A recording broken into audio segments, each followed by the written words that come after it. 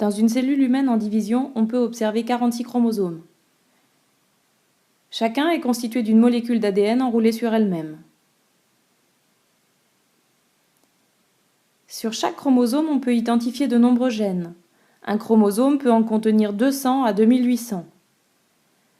Un gène est donc une partie de chromosome. Ainsi, un gène correspond à une portion d'ADN. Prenons une paire de chromosomes homologues, c'est-à-dire une paire de chromosomes identiques.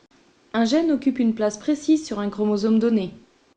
Chaque chromosome porte au même endroit les mêmes gènes. On a donc 2 exemplaires de chaque gène. Un gène a pour fonction de déterminer un caractère. Par exemple, le gène ABO détermine le caractère groupe sanguin. Un gène peut exister sous différentes versions appelées allèles. Par exemple, le gène ABO peut exister sous la version A, sous la version B ou sous la version O.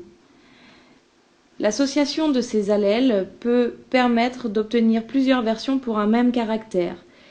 Pour le caractère groupe sanguin, on peut avoir la version A, on peut avoir la version B, la version AB ou la version O.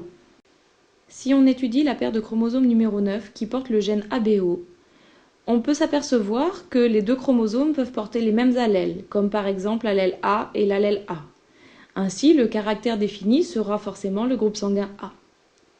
De même, si on a l'allèle B et l'allèle B, ça sera le groupe sanguin B, l'allèle O et l'allèle O, le groupe sanguin O. Mais les chromosomes homologues peuvent aussi porter des allèles différents. Par exemple, l'allèle A sur un chromosome et l'allèle B sur l'autre.